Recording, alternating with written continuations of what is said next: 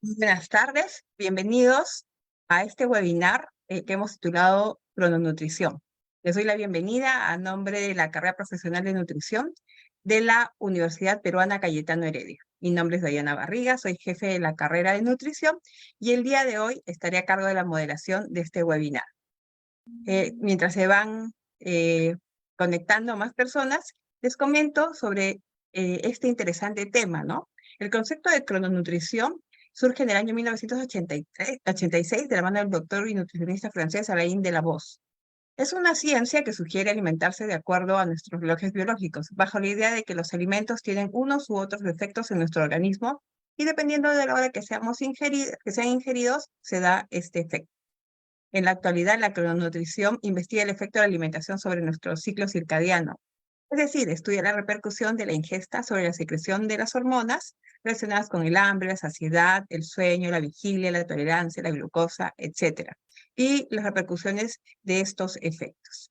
Bueno, pero para esto, para contarnos un poco más a profundidad, conocer sobre este interesante tema, que estoy seguro que va a interesar mucho a nuestros estudiantes, a profesionales de nutrición y de otras ramas afines y a toda la comunidad universitaria nacional.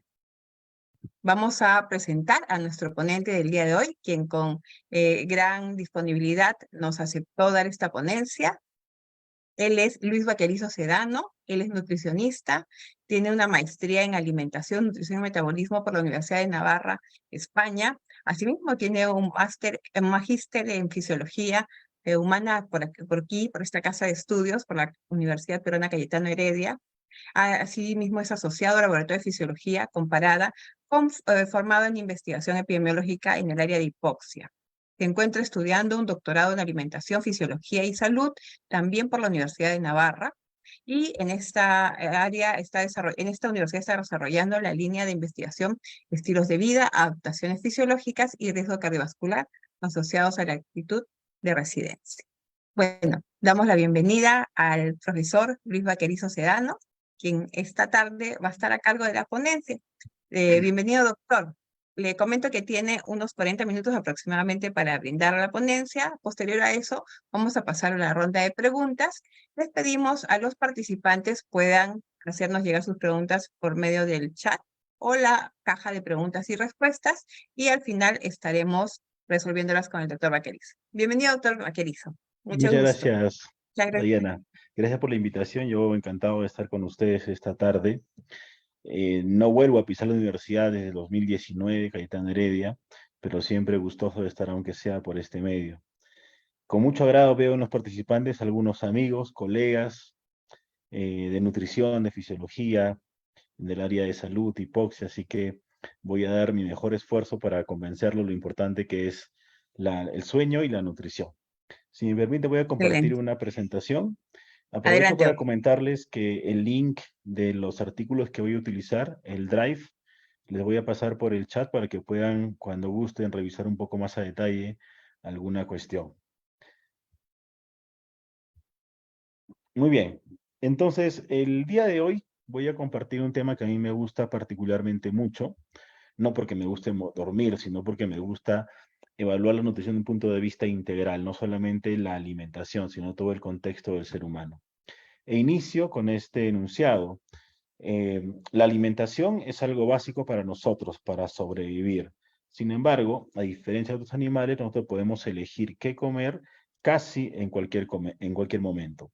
La globalización, la industrialización nos ha llevado a un punto donde podemos buscar por internet, por el celular y pedir cualquier comida en cualquier hora del día. Y esto nos ha cambiado mucho la perspectiva de cuándo comer y cuánto comer. La agenda para el día de hoy es inicialmente conocer los riesgos biológicos a nivel de la parte molecular, epidemiológica, describir un poco cómo se equilibra esto respecto a la alimentación, ver el efecto de la alteración de este rol biológico en la enfermedad, integrar la cronobiología a la nutrición de precisión, que es lo que estamos trabajando actualmente, y finalizo con algunas recomendaciones generales. Es preciso recalcar que no tengo ningún conflicto de interés, no participo de una industria farmacéutica ni nada por el estilo, ya que inicia con el dios Cronos, ¿no? Este dios de la mitología griega que representaba el tiempo, que se entiende es lo más valioso del ser humano. Seguramente han visto en alguna infografía o les han comentado algo respecto a esta ritmicidad de las funciones biológicas. Nosotros, naturalmente, tenemos una ritmicidad en la temperatura corporal, cuyo nadir es cerca de las 2 de la mañana, coincidiendo con el punto de pico de melatonina. Tenemos un pico de fuerza muscular, un pico de fuerza cardiorrespiratoria, un pico de presión arterial, un pico de respuesta inmune, una mejor capacidad de atención, etcétera, etcétera. Nosotros nos damos cuenta en el día a día cómo respondemos de forma distinta de acuerdo a la hora en la que nos enfrentamos a los estímulos. Y eso es algo natural. Eso nos lleva a pensar por qué sucede ello. Nosotros conocemos 4 movimientos de la Tierra. Un movimiento de precesión, un movimiento de oscilación, que no nos importa mucho para este tema, y 2 movimientos, uno de rotación de alrededor de 24 horas, lo que denomina el ritmo circadiano, cerca al día, y un movimiento de traslación de cerca a 365 días, que nos pone en situaciones de cercanía o de lejanía al Sol y media las estaciones. Por supuesto, junto a ello y a la latitud de la Tierra, genera en las poblaciones cambios en los estilos de vida. Poblaciones como la nuestra, por ejemplo, en Sudamérica es más o menos estable, con duraciones diurnas de cerca a 12 horas con 20 minutos y duraciones en invierno de cerca a 11 horas con 40 minutos. Sin embargo, en lugares más alejados al Ecuador, tenemos días mucho más largos de 18 o 20 horas o noches mucho más largas. Eso nos lleva a pensar en un punto muy importante, que nosotros, durante la evolución, hace miles de millones de años, desde las primeras células eucariotas, hemos estado expuestos a ciclos de luz y oscuridad. Y gracias a ello nos ha permitido desarrollar genes que controlen la predisposición hacia una actividad. ¿Qué significa? Que estos primeros seres multicelulares se anticipaban a la presencia de la luz o de los alimentos, y eso generó en ellos el desarrollo de genes reloj, genes que nos pueden ayudar a predecir lo que va a pasar y cuando están sincronizados nos hacen mejor respondedores. Llevándonos ello a la ciencia actual, hace casi 300 años, este francés, Jean-Jacques Dertha-de-Marin, describió por primera vez lo que conocemos ahora como ritmicidad. Una ritmicidad observada en plantas que en un experimento mantuvieron la ritmicidad aún en ausencia de su principal sincronizador, o Zeitgeber, como lo conocieron entonces, como el sincronizador externo, que es la luz. En ausencia de la luz, permanece la ritmicidad biológica, la ritmicidad determinada por los ciclos celulares, y entonces dio lugar al estudio de la cronobiología. Después de muchos años, en 2017, se reconoció el gran esfuerzo en el estudio de los relojes circadianos y los relojes biológicos a estos 3 investigadores con el Premio Nobel de Fisiología. Ahora, lo que conocemos parte de estos escritos iniciales hace casi 60 años por Halber, donde ya presenta 3 conceptos fundamentales para entender la crononutrición. El primero es relacionado al ritmo. El ritmo hace referencia a un cambio fisiológico que tiene que ser recurrente, con una validación estadística y una capacidad de ser reproducido. Gracias a ello, se pueden identificar, por ejemplo, promedios, picos máximos, picos mínimos, amplitudes y frecuencias. Eso, llevándonos a un punto de biorritmo, nos podría llevar a pensar en los ritmos biológicos como los latidos del corazón o la frecuencia respiratoria.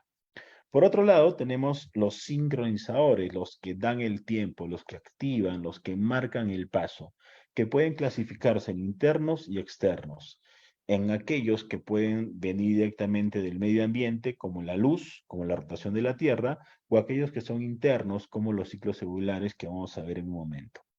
Pueden ser primarios o secundarios, o dominantes y modificables.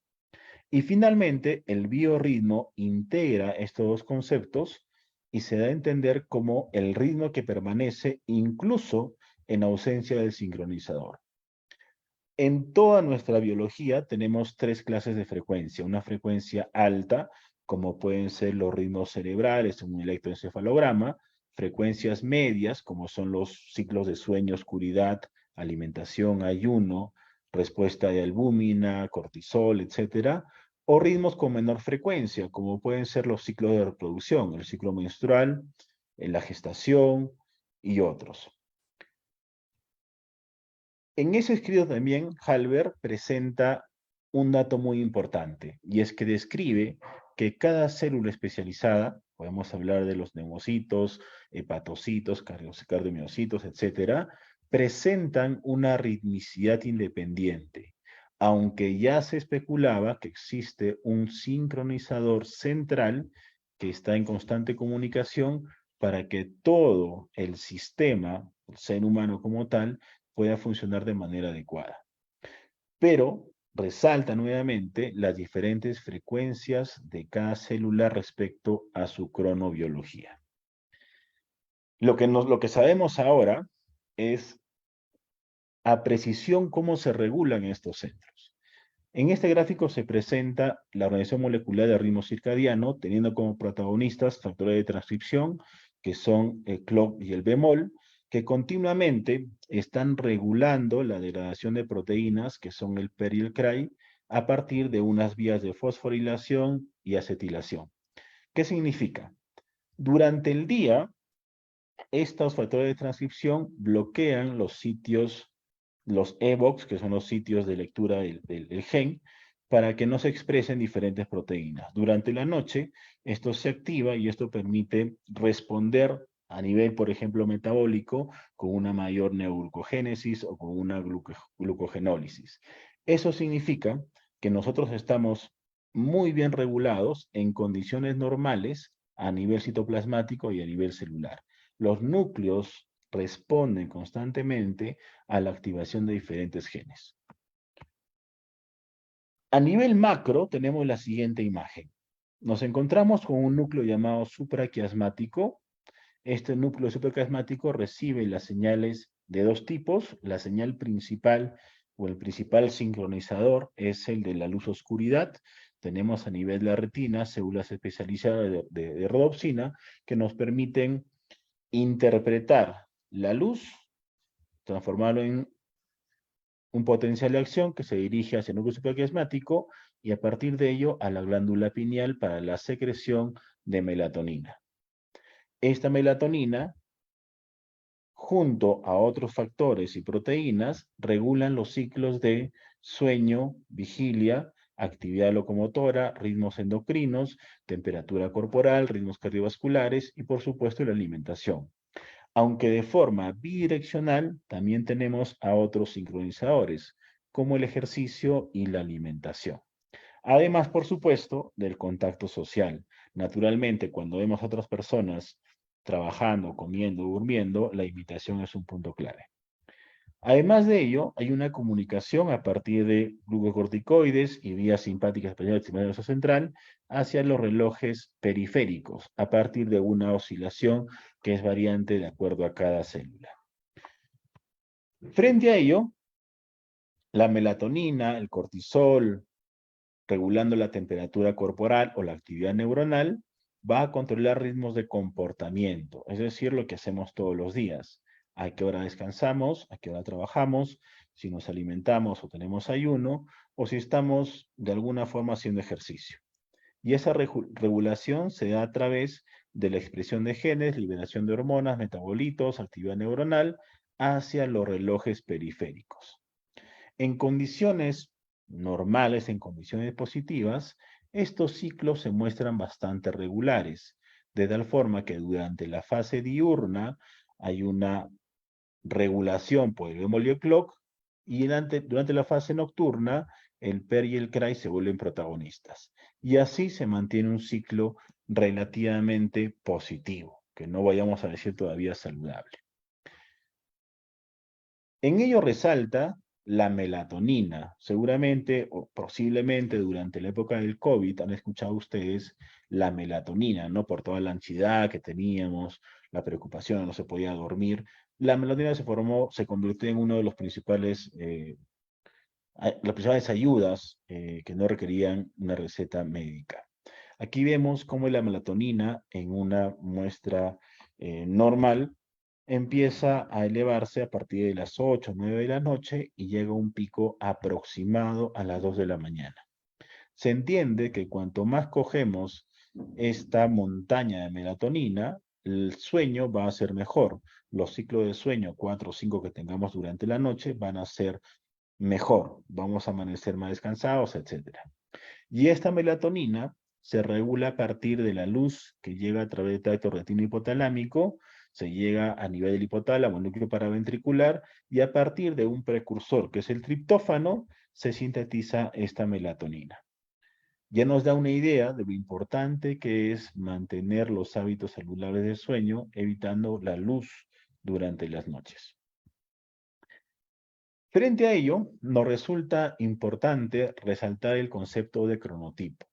Algunas personas pueden actuar mejor durante la noche, se sienten más cómodos trabajando y otros les va muy mal, ¿no? Una mala noche los tumba. Lo que se observa en esta revisión, publicada hace algunos días, es inicialmente que hay un efecto demográfico sobre el cronotipo. El cronotipo se define o se calcula básicamente como la hora media del sueño. Es decir, si yo tengo a las 10 de la noche, empieza mi sueño, me despierto a las 6 de la mañana, han pasado 8 horas, 8 entre 2, 4, más 10, 2. El cronotipo sería cercano a 2. A nivel poblacional se puede ver aquí cómo hay una mínima diferencia a partir del sexo, pero como media se tiene un cronotipo cerca a las 3, es decir, de 11 a 7 de la mañana aproximadamente. Aunque existen otros factores como la edad, naturalmente el cronotipo se mueve hacia un cronotipo más early, más temprano, conforme uno envejece, duerme más temprano y se levanta más temprano. También se considera la educación, los niveles que se alcanza, si es que existen más personas dentro del núcleo familiar, si se habita con niños, los que tienen niños habrán notado el cambio importante a partir del nacimiento. Incluso algunos temas religiosos pueden también influir sobre este cronotipo. Vean ustedes cómo el cronotipo cae con la edad, ¿no? Es algo natural. La educación también es un factor. La educación que se entiende como mayor eh, no presenta mayor importancia, o sea, se está teniendo un pico mayor, pero después de eso nada más. El habitar con niños parece superponerse también sin mayor problema, y eso es lo que tenemos. En relación al cronotipo y el jet lag social, estar con personas hasta altas horas de la noche por trabajo, por estudios, por diversión, etcétera, está asociado también cuando se ajusta por el sexo, por los ingresos, por la duración, etcétera, a hábitos nocivos como el consumo de alcohol, el consumo de tabaco, a una menor escala de la percepción de vida, a mayor frecuencia de asma, pero cuando se va corrigiendo ello por otros factores, se pierde un poco esta relación. En los últimos años hemos tenido un cambio importante en nuestra cultura. Hemos pasado a una cultura mucho más industrializada, donde se trabaja casi todo el día. La luz ha sido un punto importante hace algunos siglos. Y aquí se compara algo, por supuesto, que se mantiene en muy pocas comunidades actualmente, un estilo de vida de los cazadores-recolectores, en los que nos despertábamos muy tempranito, nos íbamos con el sol, volvíamos a casa, a la comunidad, cenábamos y después se ponía el sol, socializábamos poco y a dormir. Pero ahora tenemos, quizás lo habitual es levantarse un poquito más tarde de que sale el sol, vamos a la escuela, al trabajo, volvemos a la casa y ahí seguimos socializando y nos quedamos hasta muy tarde por la televisión, por el trabajo, etcétera, y nos vamos a dormir más tarde. Esa es la realidad. Lamentablemente, esta realidad se ha sumado a otras condiciones y tenemos claro que esta sindemia junto a la mala alimentación, sedentarismo, es responsable de la obesidad. Aquí se presentan los estándares de duración de sueño en días de trabajo, que están cerca a las 7 horas y media, y en días de fin de semana, días de relajo, está cerca a las 8 horas. Y aquí se presenta cómo la hora media del sueño, el cronotipo, llega a un punto más tardío durante la adolescencia, la etapa universitaria, que es algo muy importante también de tratar, y cómo esto va cayendo. Algunas pruebas que se pueden utilizar en el campo, que son muy facilitas, muy sencillas, son la del cronotipo de Múnich, validado en diferentes poblaciones, que consideran días normales, días de trabajo, utilizan alarma o no, la hora media de sueño, es muy sencillo de hallar, se considera la latencia del sueño, es decir, cuánto tiempo pasa uno en cama sin poder dormir, cuánto tiempo se queda después para levantarse, etcétera, etcétera. Tenemos también este Morning Sanguine Questionnaire, que considera también tres tipos, el nocturno, diurno e intermedio, y tenemos otros más completos que además consideran la intención, es decir, si uno, o si dependiese de uno, a qué hora tendrías que dormir, despertarte, trabajar y hacer muchas cosas. Todos ellos se pueden trabajar más o menos sencillo y dan mucha información. Muy bien, entonces hemos definido el concepto de reloj biológico, hemos visto algunos genes y ahora vayamos a integrarlo con lo que nos trae aquí, que era alimentación y su vínculo con la salud. Esta pirámide presenta el entendimiento básico respecto a un balance energético, frente a la ingesta de energía y al gasto de energía. Naturalmente, el gasto está dependiendo de los factores basales, el tamaño de la persona, la masa muscular, el efecto térmico de los alimentos, de acuerdo a cuánto consume, la temperatura en la que se reside, aunque también están influenciados por la pérdida de sueño, la privación de sueño o los horarios nocturnos. Y por supuesto, la variable que más modifica esto es el gasto energético relacionado a la actividad física.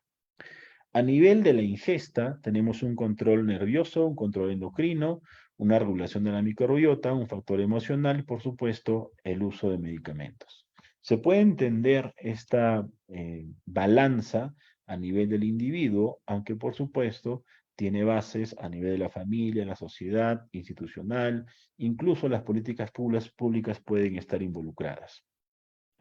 A nivel endocrino tenemos este mecanismo integrador en la que una persona decide cuándo y cuánto comer a partir de una integración de un centro cognitivo prefrontal, el que toma la decisión, pero que está influenciado por centros corticales a nivel visual y parietal de la atención, de qué es lo que me llama, centros de recompensa, qué es lo que me genera placer, centros de emoción y memoria a nivel de la amígdala hipocampo, qué relaciono yo con una buena alimentación, qué es lo que he aprendido, cómo relaciono esto con mis primeros recuerdos, y un centro endocrino homeostático a nivel del hipotálamo en este núcleo arqueado que regula los centros de apetito o de saciedad.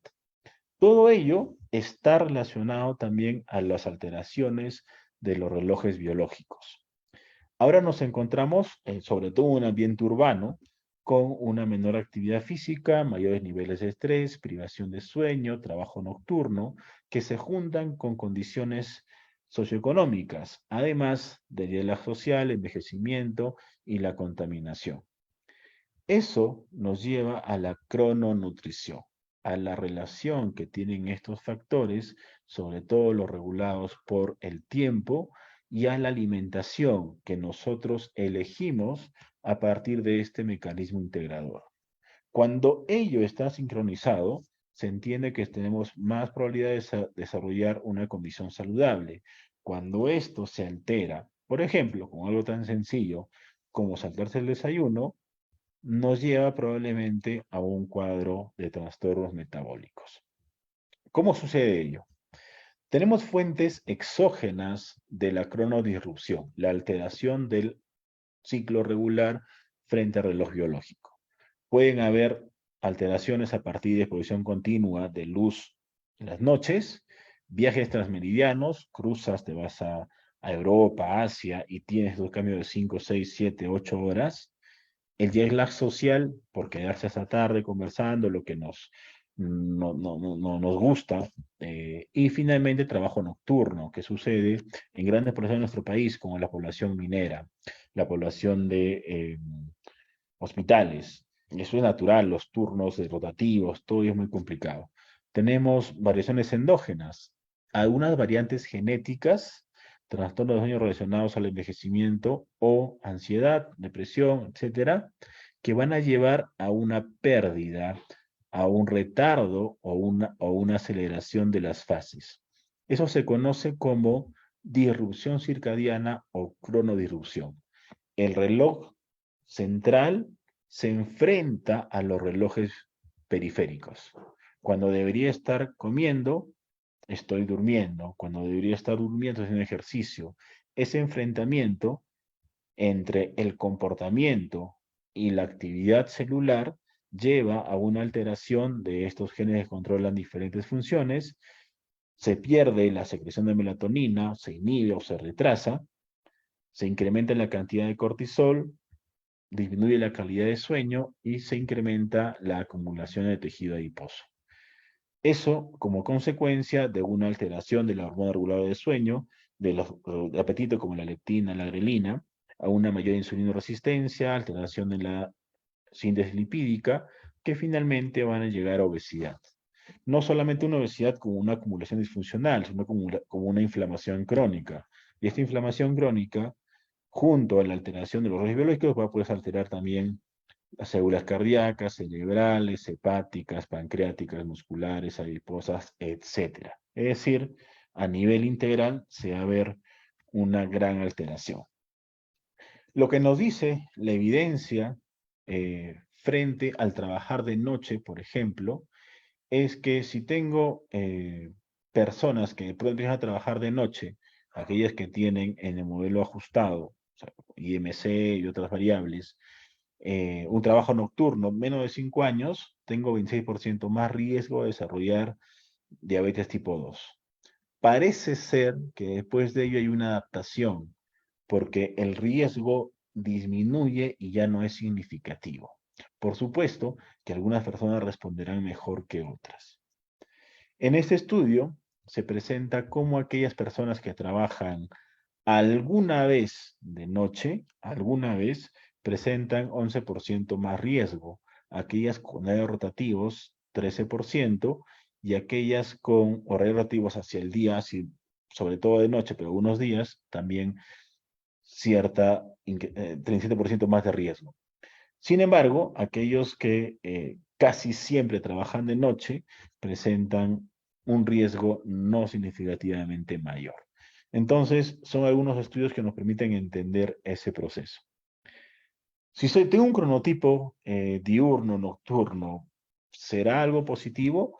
Pues lo que nos dice la evidencia es que aquellos con cronotipo nocturno, aquellas personas búho, con genes nocturnos, desayunan más tarde, almuerzan más tarde, cenan más tarde naturalmente, eso no tendría nada de malo, pero también tienen mayores puntajes en los índices de comportamiento alimentario, comportamiento asociado a la emoción, y menores respecto a la actividad física. Entonces, parece ser que no es la mejor alternativa no hacer ejercicio, ser sedentario cuando tienes este cronotipo. Además, que tienen una porción más grande, consumen más grasas, hay menos actividad física, y eso lleva a mayor riesgo de síndrome metabólico, porque se incrementa el índice OMA, disminuye el HDL, todo se altera frente a este escenario. Respecto al riesgo cardiovascular y la duración de sueño, nos han comentado desde siempre los abuelitos que se recomienda duración entre 7 a 8 horas de sueño, ¿no? Esto utiliza como referencia. A partir de ello, si duermo menos de 5 horas, se duplica el riesgo cardiovascular en personas con IMC, entre comillas, normal, y en personas con IMC de sobrepeso, incluso más. Si duermo más de 9 horas, también se incrementa cerca del 50% en ambos grupos. De igual forma, cuando la persona no tiene ningún otro factor de morbilidad como diabetes, hipertensión o depresión, también se incrementa respecto a los casos. Menor de 5 horas, cerca al 126% más, y mayor de 9 horas, cerca al doble. Entonces son condiciones muy importantes. Ahora, el otro punto respecto a la ritmicidad es mantener los días lo más estables posibles. En este estudio se presenta cómo aquellas personas que tienen más variabilidad, es decir, desayunan, almuerzan o cenan en diferentes horarios, y esto es bastante frecuente durante la universidad, también presentan mayor riesgo de desarrollar obesidad. Mientras aquellas personas que tienen más variabilidad también tienen más riesgo o menos capacidad física. Incluso cuando se trabaja con personas con diabetes, se ha asociado la duración de sueño a en el seguimiento a una hemoglobina glicosilada más estable. Vean ustedes la curva, ¿no? Aquellas personas con menos de 5 horas, cerca de 7,6, mientras aquellas con más de 8 horas, cerca de 7,5. Y las de 6 y 5 horas, menos de 7,4. Parece algo minúsculo, pero vean ustedes, con solo dormir bien, cómo se puede cambiar. También se ha observado que la alteración de este ritmo circadiano a partir de señales nutricionales como el saltarse el desayuno, el tener horas muy prolongadas de ayuno, llegar a, a un cuadro de anorexia, o tener dietas restrictivas sin ser llevadas adecuadamente, alteran los relojes circadianos y alteran los relojes periféricos a nivel del útero. ¿Cómo se manifiesta ello? Pues inhibiendo el pulso de actividad de la gonadotropina, suprimiendo la evolución, teniendo abortos espontáneos, la pubertad retrasada, endometriosis, etc. Entonces vean ustedes que también cuando se habla de reproducción se tiene que considerar este reloj biológico. Ahora sí, con toda esta introducción, vayamos a lo que nos gusta, que es la nutrición. ¿Cómo se lleva ello a la práctica real? Hay que llevarlo al día a día. En la consulta, habitualmente, cuando uno hace la evaluación nutricional a nivel poblacional o a nivel de la persona, considera estilos de vida, ¿no? Y dentro de la semiología nutricional, pregunta cefaleas, estreñimiento, náuseas, alergias, etcétera, todo el cuadro. Eso es lo que se entiende con nutrición de precisión, el usar las ciencias ómicas, nutrigenética, nutrigenómica, epigenética, para poder evaluar al individuo en toda su profundidad. Cuando sumamos a ello la evaluación de la microbiota, tenemos una información enorme. Pero si aún sumamos la evaluación de la crononutrición, consideramos el timing nutricional, la frecuencia, la regularidad, ya tenemos todo el escenario. Si además consultamos sobre los ritmos de exposición a la luz, a la oscuridad, a los elementos electrónicos, etcétera, vamos a poder entender mejor el proceso de atención nutricional. A partir de identificar inicialmente alelos de riesgo, personas con susceptibilidad a dislipidemia, obesidad, diabetes, etcétera, evaluar algún tipo de disbiosis de la microbiota, evaluar algunas alteraciones del sueño, como aquí, por ejemplo, quedándose hasta muy tarde a trabajar, y evaluando y evitando algún tipo de dieta no saludable. Eso es lo que proponemos ahora.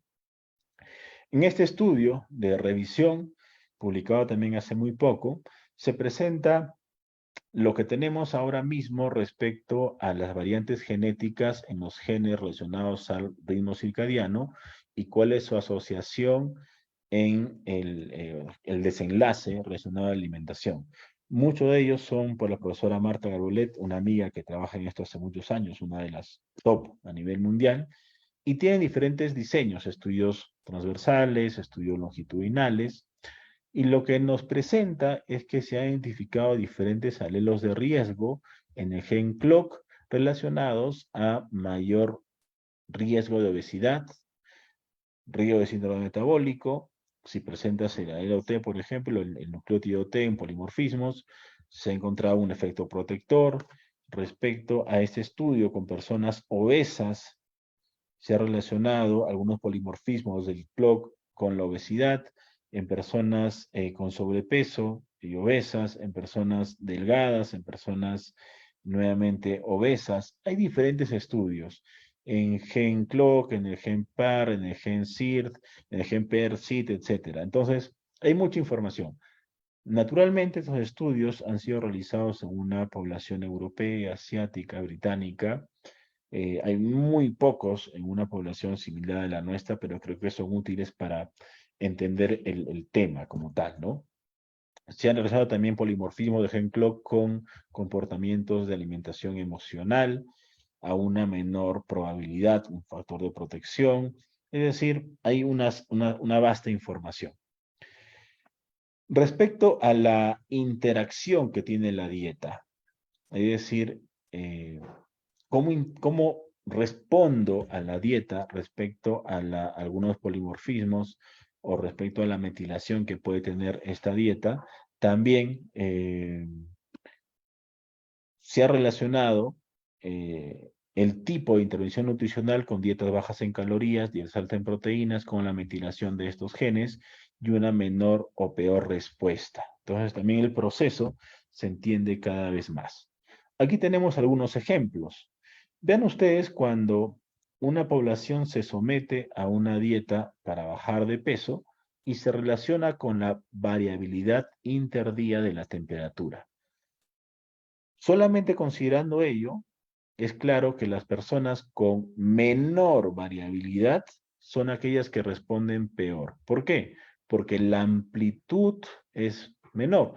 Imaginemos una amplitud de temperatura como esta en los buenos respondedores y una amplitud de temperatura menor en los malos respondedores. Esto es un espejo muy interesante con la melatonina. Entonces, se utiliza con frecuencia la temperatura corporal para evaluar los picos y amplitudes de la melatonina como principal hormona del reloj biológico. Entonces, ya nos lleva a pensar en lo importante que es esta evaluación. Por ejemplo, en personas que tienen el cronotipo nocturno, se ha relacionado a si esta persona tiene cronotipo nocturno y además consumen una cena abundante, eh, tienen mucho más riesgo, se estima que 5 veces más de hacer obesidad. El saltarse el desayuno puede ser algo muy perjudicial. Por ejemplo, si nunca me salto el desayuno, tengo el doble probabilidad de tener un peso saludable, un peso positivo. Entonces, son tres factores. En este cuadro se resume cómo se debe recomendar que la alimentación, la primera hora del día sea dentro de 2 horas después de despertarse, que el almuerzo sea antes de las 3 de la tarde si uno quiere mantener un peso saludable, y que la cena sea antes de las 9 de la noche y 2 horas antes de la hora para dormir. Tres cuestiones básicas que nos pueden ayudar bastante.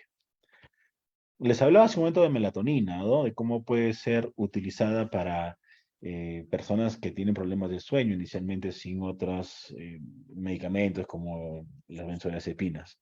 Entonces, también se ha postulado el uso de melatonina para alergias alimentarias, porque el reloj biológico está muy relacionado a la regulación de la respuesta inmune.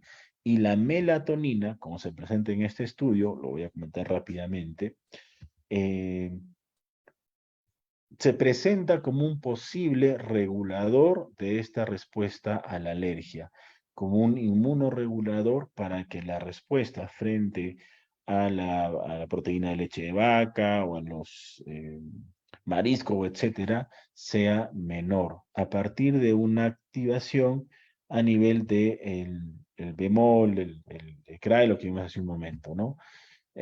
Además de una regulación a nivel de la migración y diferenciación de células tipo T.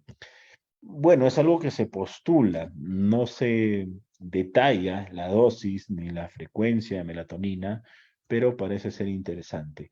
Ahora, lo que postulan también en este estudio es que no se considere como tal la melatonina sintética, que puede consumir en 0,5, 1, 10, 20 miligramos, sino postulan algo más interesante que es los alimentos enriquecidos con melatonina.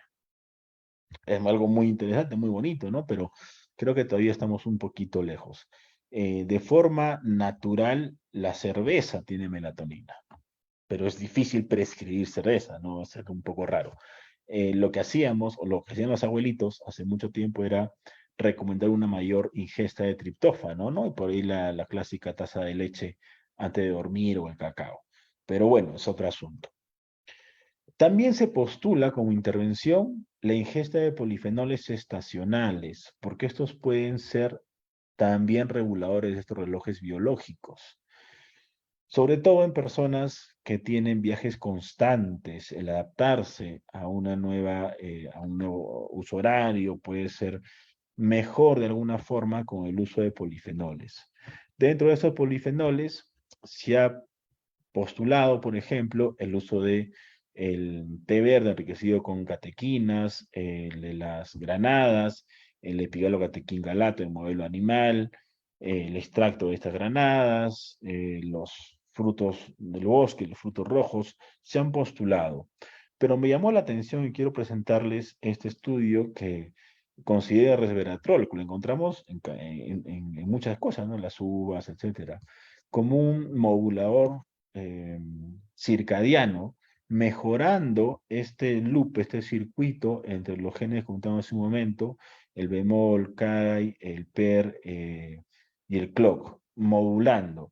Y se espera que este resveratrol como un plus a la alimentación puede mejorar también trastornos metabólicos, trastornos de estrés oxidativo, inflamación, salud mental, incluso el cáncer y, por supuesto, el sueño y el envejecimiento. Entonces, por ahí también es una revisión reciente, hace algunas semanas, así que puede ser muy interesante. En otros estudios, viendo lo que parece ser algo más específico, claro, se habla de la ingesta de grasas. En ese estudio lo que hacen es dar a dos grupos un ratio distinto entre ácido oleico y ácido palmítico y evalúan cómo se modifica el cociente respiratorio, el gasto energético, el sueño, etcétera, etcétera. Y es claro, para resumirlo, porque estamos con el tiempo, creo que hay un montón de gráficos, pero lo que nos dice es que a pesar de ser la misma cantidad de grasa, de la proporción de la dieta diaria, cuando prima el ácido palmítico, genera una mayor desincronización que se muestra con temperatura, gasto energético, cociente respiratorio, etcétera. Si prima el ácido oleico, es algo favorable. Entonces, más allá a nivel nutricional de un cálculo proporcional de la grasa, podemos pensar en qué tipo de grasa darle. Finalmente, estamos pasando, de hecho, estamos en alerta en otro tipo de, con otro tipo de variante de este virus maloso. Han habido diferentes estudios sobre el impacto de la pandemia y todo lo que vino con ella, las restricciones, contacto social, preocupación, etcétera, en la salud, ¿no? Estos son algunos de los estudios que he encontrado brevemente. Y es claro que tuvo un impacto en la salud física y en la salud mental. Nosotros hicimos un estudio durante la pandemia y encontramos que hubo una variación natural en la duración del sueño, el sedentarismo y en el tiempo de exposición a las pantallas. Claro, nos pasamos todo el día o estudiando o distrayéndonos de alguna forma, pero ello impactó en el peso corporal. Lo que pudimos encontrar es que el confinamiento, por supuesto, tuvo un impacto en una menor exposición solar.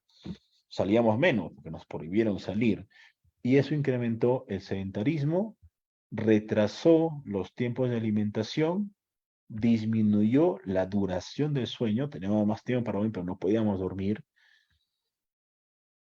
retrasó el punto medio de sueño o el cronotipo, perdón, demoró más, retrasó, o sea, nos quedamos más tiempo en la cama y aumentó el tiempo de exposición de las pantallas y todo eso nos llevó a un cambio de peso.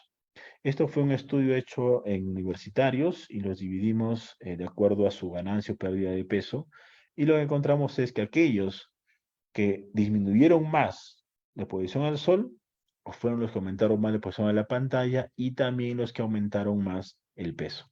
Mientras aquellos que tuvieron más actividad física, de alguna forma creó un tipo de protección para que el sueño no disminuya tanto y el peso no se modifique tanto. Entonces, es algo importantísimo. Yo recuerdo que en el 2021, cuando empezó el tema de la vacunación, a fines del 2021, cerca de 2022, en nuestro país, se hablaba mucho de las condiciones para la vacuna, ¿no? De que uno debe cuidarse, no exponerse a otros patógenos, etcétera.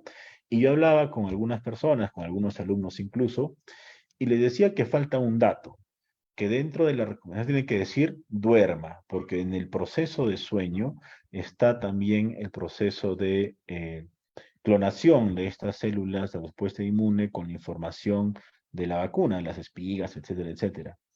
Vean ustedes en este artículo, se presenta la influencia de estos relojes circadianos en la inmunidad adaptativa y en la respuesta a la vacuna. Claro, es una revista de prestigio y por supuesto el proceso de revisión es muy largo. Entonces, imagínense si hubiésemos tenido esta información tan útil u otras de este tipo cuando se presentó, ¿no? 2021 y fue recién aprobado hace poco publicado hace nada, 6 meses. Entonces, es también muy importante el sueño si uno quiere estar con buena respuesta inmune.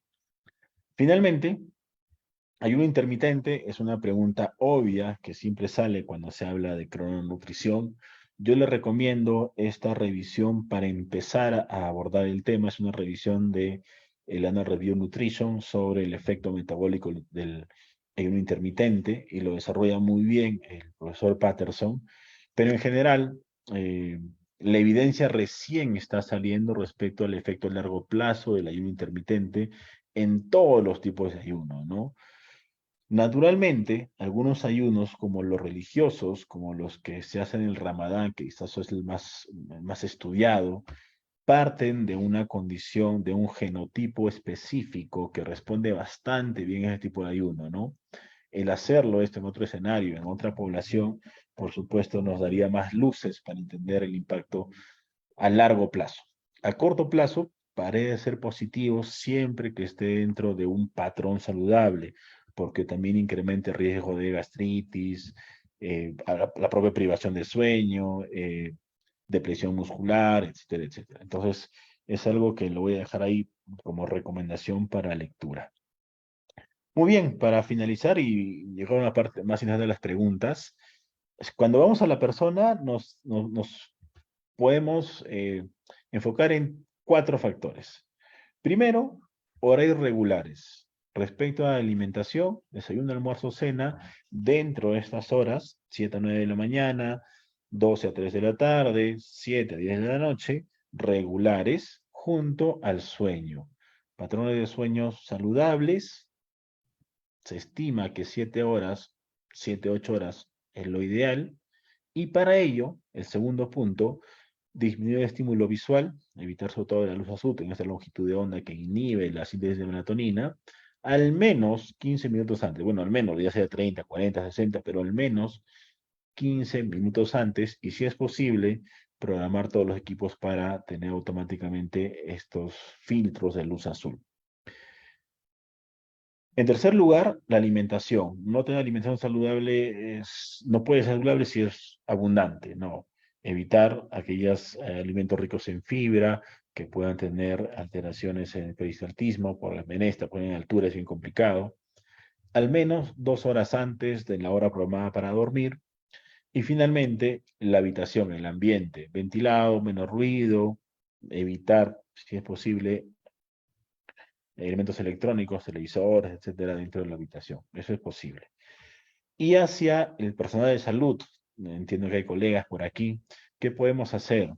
Primero, reconocer y considerar la relevancia de este ritmo circadiano en la respuesta al personal de salud médico, farmacoterapia y a la dietoterapia. El timing nutricional es importantísimo. No he profundizado en la proporción de proteínas, que es muy importante para perder peso, en el primarlo en el desayuno, pero es algo clave. Emplear el beneficio potencial de la cronoterapia. Duerme bien. Aunque parezca algo curioso, tenemos que recomendar dormir bien. Hablábamos de una atención integral, alimentación, actividad física y sueño. Con estos 3 pilares la respuesta va a ser mucho mejor. La tasa de respuesta positiva va a ser mejor. Es parte del tratamiento. Una persona no puede responder bien si no está durmiendo. Y finalmente, esto nos involucra a todos y es una eh, carta muy abierta para trabajar salud ocupacional que tenga su mira en aquellos trabajadores con horarios frecuentes. Tenemos dos grandes poblaciones, Perú es un país minero, tenemos una población enorme ahí, y también los propios sanitarios, ¿no? Enfocarnos en ellos y tener la mayor atención para disminuir el efecto que tenga en su salud.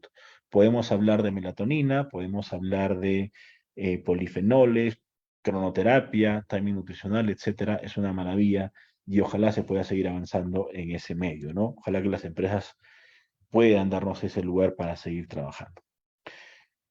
Muy bien, finalizo entonces con esta frase: si el sueño fuera, como dicen, una tregua, un punto, un puro reposo de la mente, ¿por qué si te despiertan bruscamente sientes que te han robado una fortuna? Y esta es mi fortuna durmiendo cuando tenía algunos meses. Y muchas gracias, quedo a su disposición para preguntas, comentarios, pues encantado.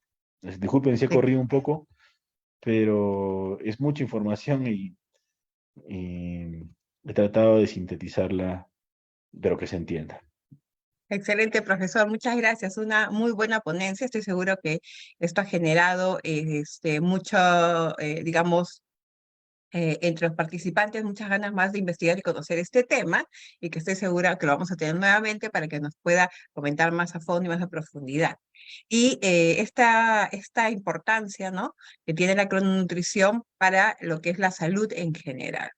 Muy bien, hemos recibido varias preguntas que me han hecho llegar directamente. Invitamos también al resto de participantes que todavía no se han animado a escribirnos sus preguntas por la caja de preguntas y respuestas o por el chat directamente. Vamos a comenzar con la primera pregunta. Dice, ¿qué relación hay entre los cronotipos y las enfermedades crónicas? Es una buena pregunta. Cuando les presenté esta distribución de cronotipo, permítanme si voy a utilizar nuevamente el lapicito.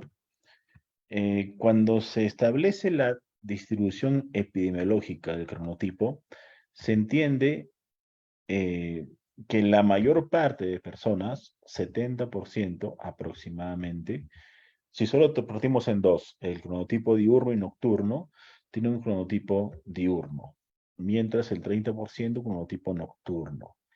Este cronotipo nocturno es el más susceptible a enfermedades.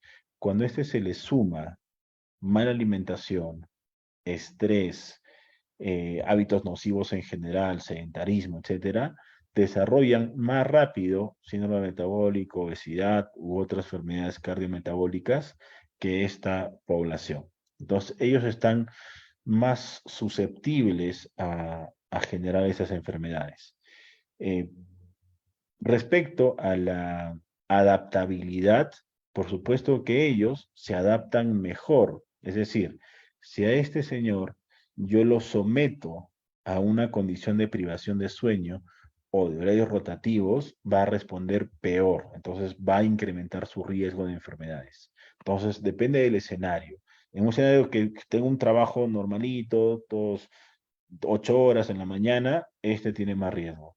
Si es un trabajo rotativo, si es un trabajo de guardias nocturnas, este se adapta más difícil, entonces le va a ir peor frente a la cronodisrupción. Entonces tenemos esos dos frentes. Perfecto. Y justamente un poquito relacionado a esto, preguntan, ¿y cómo puedo conocer mi cronotipo? Miren, lo ideal, depende, ¿no? Tenemos herramientas ómicas que se pueden evaluar. Un estudio tipo GWAS, por ejemplo, te puede costar $3,000 y ver cuál es tu cronotipo según tu genotipo, evaluando si existen polimorfismos de estos genes, etcétera. O sea, los que ya conocemos como los genes reloj.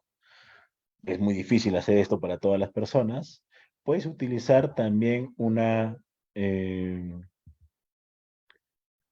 un monitor de temperatura, un reloj o un collar que puede evaluar tu temperatura para evaluar tu pico máximo y tu pico mínimo como un reflejo inverso de la melatonina y ver hacia dónde se dirige. 2 de la mañana, digamos que es el medio, cronotipo intermedio, puede ser a las 4, cronotipo nocturno, puede ser a la 1, cronotipo diurno, como un espejo inverso de la temperatura. puedes utilizar estos cuestionarios, como el que presenté de Múnich, de el Composite, etcétera, para más o menos ver cuál es tu cronotipo, hacia dónde te orientas, es una alternativa. Depende de lo que quieras hacer, ¿no? A nivel de investigación, por supuesto, se prefiere ello, ¿no? Genes, listo, o temperatura, pero a nivel de consulta, eso es muy difícil de hacer. Es más fácil cuestionarios. El de mío está muy validado. Yo lo he utilizado en la consulta y es bastante útil, ¿no? Y con 3 o 4 preguntas puedes tener una idea del cronotipo. Excelente. Aquí nos mandan saludos desde Paraguay. Verónica Silave está entre nuestros participantes y hace el siguiente comentario. Dice, muy buena presentación. El tema del ayuno es muy interesante. Está tan de moda. Mi hermana, por ejemplo, nunca desayuna, se levanta súper temprano y solo almuerza después del mediodía. Y después cena directamente, pero yo no veo cambios en su físico y hace tiempo hace esa rutina. Sería bueno que se hablara de este tema más a profundidad, más adelante. Sí, lo que comenta Verónica, saludos Verónica, gracias por estar aquí. Em, el tema del ayuno es muy complejo y como tú comentas, está de moda hace algunos 10 o 15 años, el ayuno para todo, ¿no? Para cáncer, para esto, para el otro. Em, el tema está en que tienes dos efectos, un efecto a corto plazo, un efecto agudo del ayuno cuando no es programado, y el más probable es el de la gastritis. O sea, dentro de la ritmicidad circadiana, si tienes 10 o 15 o 20 años con una ritmicidad de desayuno, almuerzo y cena, este reloj biológico está adaptado para la síntesis y liberación de diferentes proteínas, enzimas, etcétera, en estos 3 tipos de alimentación. Cuando tú anulas uno, porque de pronto cambias de trabajo, cambias de universidad, te mudas, etcétera, la adaptación no es tan rápida. Entonces, lo más riesgoso a corto plazo es naturalmente la gastritis, que como les comentaba, se ve mucho en estudiantes universitarios. En segundo lugar, en la cronicidad de este comportamiento, tiene que ver mucho el genotipo. Puede ser una persona muy susceptible a una enfermedad, aquellas que desarrollan obesidad, o una persona que le tome más tiempo desarrollar alteraciones metabólicas que no se reflejan en la obesidad.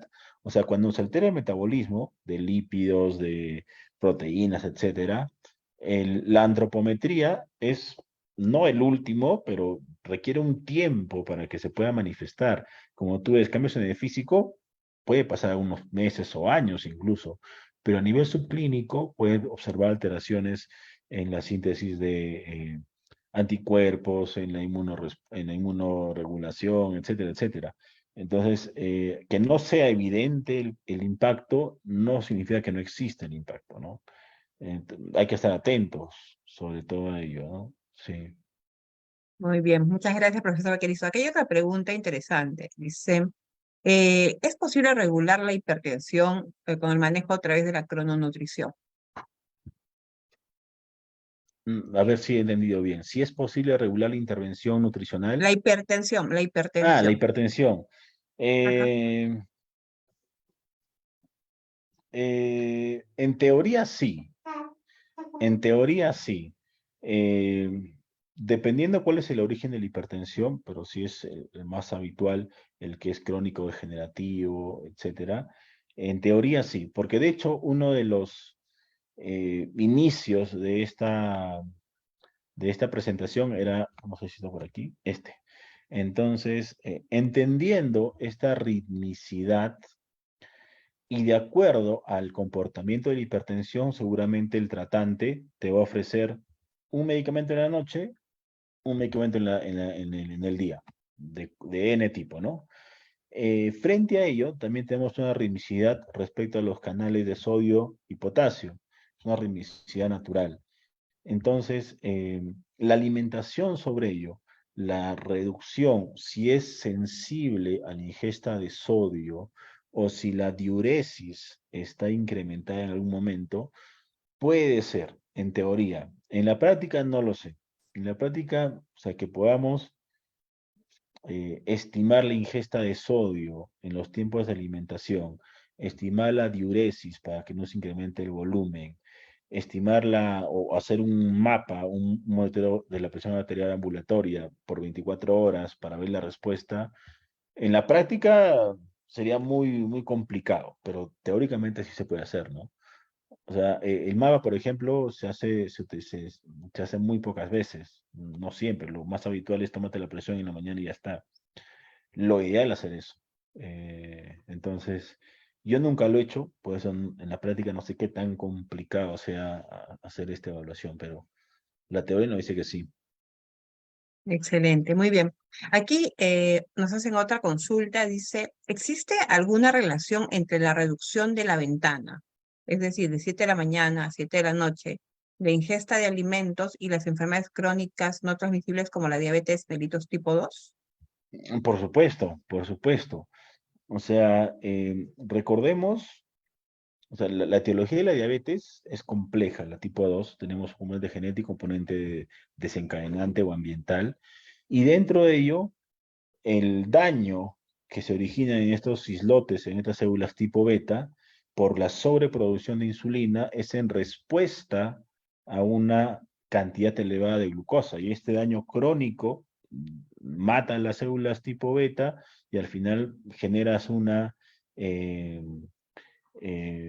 deficiencia de insulina que se manifiesta con ese tipo 2.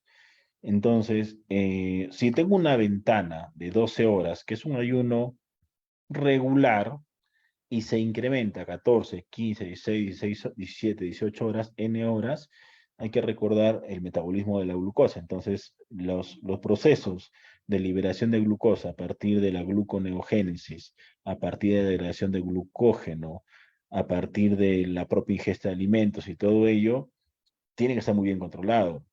Y sobre eso la alimentación, cuantificar cuánta carga glicémica tiene. Si tengo un ayuno, imaginemos este caso hipotético, al seno a las 7 de la mañana, a las 7 de la noche, y desayuno 10 de la mañana. Tengo 15 horas de desayuno. Claro, si tú le vas a dar después del desayuno una carga glicémica altísima, cuando la glucosa está arrastrándose gracias a la degradación del glucógeno y a la utilización de cianobrazos y proteínas para la glucosa, esta carga glicémica elevada, imaginemos pues una taza de chocolate, 5 panes con mermelada, etcétera, eso te va a disparar la glucosa mucho más que si el ayuno fuese de 8 horas, porque la glucosa está caída, te lo va a disparar. Y en ese pico, la insulina también se va a disparar y vuelve todo este ciclo. Entonces, yo creo que sí hay sí hay una relación. Eh, pero junto al tipo de alimento que tú le des, ¿no? Y de hecho esa es una de las mayores preocupaciones, la hiperglicemia secundaria a un ayuno prolongado en respuesta a una ingesta normalita. Frente a otra enfermedad como la obesidad o la hipertensión, eh, probablemente también se presenta el mismo escenario. Ok, muchas gracias. Aquí hay un saludo de parte de Hans Donaire, dice, excelente exposición, maestro, buenas tardes, y un gran saludo, se le aprecia mucho. Y hace la siguiente consulta. Habló de buenos respondedores y malos respondedores. ¿Cuáles serían los factores que hacen tener estas diferencias? Y otra consulta más sobre el gen MC4R. Creo que primero contestamos esta y luego seguimos con la siguiente. Ya, sí, Pregunta sí, sobre... creo que... Sí, sí, Ok. justo lo estoy viendo aquí. ¿Qué tal, Hans? ¿Cómo estás? Un gusto. Saludos también, Hans. Sí, en realidad hay dos puntos de vista respecto a los malos respondedores y buenos respondedores. Un punto de vista que es científico y un punto de vista que es de marketing, pero voy a enfocarme en el tema del científico. Eh, lo que nos ha enseñado las ciencias ómicas o las ciencias multiómicas y por supuesto la nutrigenética es que si yo tengo una secuencia genética muy buena, entre comillas, muy buena, si el desorden llega y viene la corrección, por ejemplo, estoy obeso 1, 2, 3, 4, 5 años, pero viene el cambio de hábito, esta condición genética va a hacer que mi respuesta sea positiva y buena. Sin embargo, si en la secuencia tengo alguna alguna alteración, un polimorfismo o incluso una mutación, puede ser que mi respuesta no sea tan buena. Entonces, cuando se habla de malos y buenos respondedores, aquí hay un ejemplo clarísimo, hay cientos de ejemplos, pero aquí se tiene, uy, que no lo he puesto. Ya, no se tiene un ejemplo. Está justo después de esta diapo, pero la quité. Aquí. Entonces, en este mismo estudio se presenta cómo la variante, un polimorfismo en el gen clock, hacía que frente a una misma intervención, inicialmente con la misma dieta, la misma intervención, es decir, todo igual, solamente diferenciado por una variante, un polimorfismo en el gen clock, este grupo con la variante, después de perder peso durante 30 semanas, se estancaba, mientras este grupo sin la variante continuaba. Entonces, ahí puede decir buenos y malos respondedores en una intervención muy larga. Pero en una intervención real, la práctica diaria, tú tienes el 99% de personas que van a responder de forma muy similar con pequeñas variaciones y un 1% que presenta algún polimorfismo que va a hacer que responda muy bien o muy mal. Entonces, eso hace referencia de buenos y malos respondedores. Los factores son estrictamente genéticos. ¿Qué significa? Que frente a una misma intervención, todo igual, la intervención, el tipo, la suplementación, lo que sea, pero respondes diferente. Ahora, respecto al gen de este receptor de melanocortina tipo 4, el gen de la propia melanocortina y el gen FTO, se ha estudiado mucho, se ha estudiado mucho. Respecto a ello, el que más relación tiene es el FTO. Se ha estudiado, digamos, a mayor amplitud como responsable de la obesidad. Eh, Mientras, en la regulación del apetito, eh, se ha encontrado que en personas obesas, la resistencia de la leptina que ocasiona en la cronicidad de una mala alimentación está también asociado a un genotipo específico. Entonces, llevando esto a un punto clínico, puedes tener personas obesas que frente a una dieta, a una intervención, a una dietoterapia, respondan bien y puedan disminuir su ingesta y esto vaya regulando su peso, su masa muscular, etcétera, y otras, que es la mayoría, que respondan de forma ineficiente. Entonces siguen consumiendo más porque dejan una resistencia y esa resistencia es casi, casi irreversible, ¿no? Y como ya está tan bloqueado estos circuitos de reducción del apetito, ya tienes que utilizar otros medicamentos, fármacos, justamente sobre recaptadores, y de recaptación de serotonina y cosas así para regular. Entonces, ¿son potenciados por los cambios de exposición a la luz? Yo creería que sí.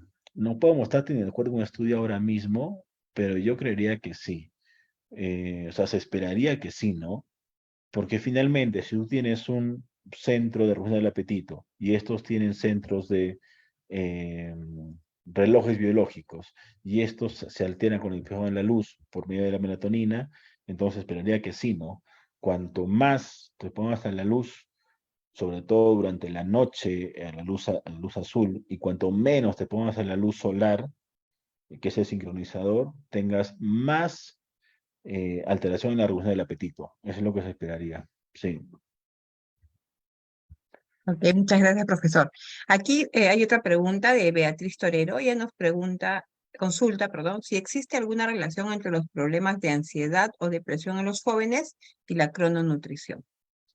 Sí, sí, así es. En estos estudios que presenté, Beatriz, brevemente, no solamente estudian los cambios a nivel antropométrico ni nutricional, sino también a nivel de salud mental. Entonces, la privación de sueño, sumado a una mala alimentación, sumado a la ansiedad, que en el contexto de pandemia fue todo junto, tienen, por supuesto, un impacto enorme en la salud mental. Y esa salud mental alterada crea un circuito de desregulación. O sea, igual les habrá pasado o han visto, ¿no? El estrés o la ansiedad que pueda generar un escenario real o no, genera alteraciones en los ritmos de alimentación. Comes más, comes menos, comes distinto, cada uno va a responder de una forma particular. Y esta respuesta sigue reforzando los niveles de estrés y ansiedad. Entonces se crea un circuito de retroalimentación positiva, más, y finalmente el desenlace en la salud y salud mental es negativo, ¿no? Muy malo. Entonces, así es, se presentan. Ahora, en este caso, creo que es pertinente resaltar la intervención multidisciplinaria. Muchas veces, nosotros como nutricionistas, eh, queremos resolver un caso de alimentación con prescripción. Y no nos damos cuenta que se requiere a nivel psicológico, incluso a nivel psiquiátrico, algún tipo de atención, o se requiere algún tipo de estudio endocrinológico o requiere la ayuda de un internista o etcétera, porque es un problema muy complejo. Cuando juntas la salud mental con la salud física, igual creo que no se debería separar, pero bueno, cuando juntas ello, y eso lo evidencias con alteraciones en la alimentación, en enfermedad, etcétera, hay que trabajarlo de manera multidisciplinar, si no es imposible abordarlo, si no, no vas a tener ningún efecto, no vas a lograr nada, porque esta persona puede saber muy bien cómo alimentarse, qué debe comer o en qué momento debe comer, pero no va a ser un cambio significativo ni un cambio sostenido, va a ser 1 o 2 días y ya está, porque tienes de entrada ya un problema mental muy fuerte, ¿no? Entonces ese es un punto a resaltar. Ok, perfecto, interesante. Y justo relacionado un poco a esto, y bueno, el tema de los adolescentes nos preguntaban cuál es la hora indicada para dormir según la edad Es o una recomendada, excelente ¿no? pregunta y es una pregunta que tiene su respuesta en la observación. Eh, tenemos la siguiente, sí, bueno, voy a utilizar, primero perdonen por los garabatos, pero la mala costumbre. Si tenemos una distribución de la duración del sueño relacionado a la edad, tendremos este comportamiento, más o menos así, ¿no? Durante los primeros años dormimos mucho, 18, 20 horas, después 14, 16 horas, durante la adolescencia 8, 7, 6 horas, se eleva un poco después durante el adulto, 7, 8 horas, y pues empieza a caer. La recomendación va respecto a la duración de sueño y respecto a la hora de sueño. ¿Qué significa? En primer lugar, la duración debe ser lo suficiente para que todos los procesos biológicos se den. En un niño, en un recién nacido, que esté en desarrollo, en aprendizaje, tiene muchas cosas que hacer, por eso es que duermes tanto. Durante el sueño se consolida no solamente el aprendizaje, sino también toda la parte inmune. Y en el niño es fundamental. El niño que no duerme se enferma más. El niño que no duerme aprende menos. Después de ello, durante la infancia, aunque se reduce el tiempo de sueño, se deben sostener los horarios de sueño. Hace un tiempo hicieron una investigación en un colegio, no está publicado, fue una tesis de licenciatura, y se encontró que aquellos niños, ojo, niños de 5, 6, 7 años que estaban en la escuela, haciendo los trabajos, que dormían más tarde, por N motivos, eran aquellos que tenían más sobrepeso y que ganaban más peso. Entonces, aquí es clave la figura de imitación dentro de casa, los horarios. 10 de la noche, hora para dormir, 6 de la mañana, suficiente. 8 horas, 9 horas, suficiente. Si tú retrasas la hora de sueño, ¿qué sucede? Que la melatonina se retrasa. Claro, no puedes ir al colegio, vas a llegar tarde. 6 de la mañana, 7 de la mañana, sigues durmiendo y la melatonina sigue estando en tu cuerpo. Y eso es incompatible con qué? Con la alimentación. El niño despierta sin apetito, va a la clase de mala gana, no atiende, no hay ganas de estudiar y además va mal alimentado porque sale corriendo de casa. Entonces es un hábito importante. Durante la adolescencia hay cambios hormonales que por supuesto van a regular también el comportamiento, ¿no? La amistad, los ciclos, etcétera. Y generalmente se duerme más tarde y se despierta más tarde. Sobre eso hay poco que hacer. Lo importante es que si sumas el ejercicio, puede actuar como un excelente modulador. Es clave el ejercicio. Va a regular todo.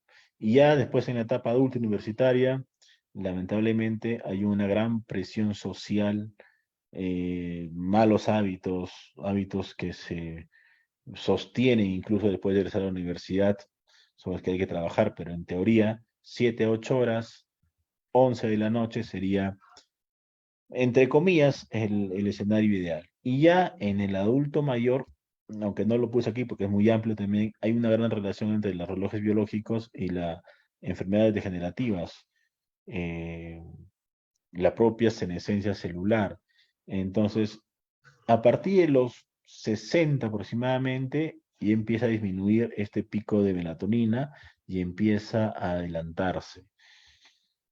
Sobre ello, la nutrición es clave, ¿no? Sobre todo cuando el paciente ya tiene alteración del peristaltismo, el- la última comida tiene que ser ligera, con alta densidad energética, proteínas de alto valor biológico, alta digestibilidad, es lo ideal. Utilizar plantas carminativas, utilizar ayudas como los masajes alrededor del ombligo en sentido horario, algunas cuestiones más.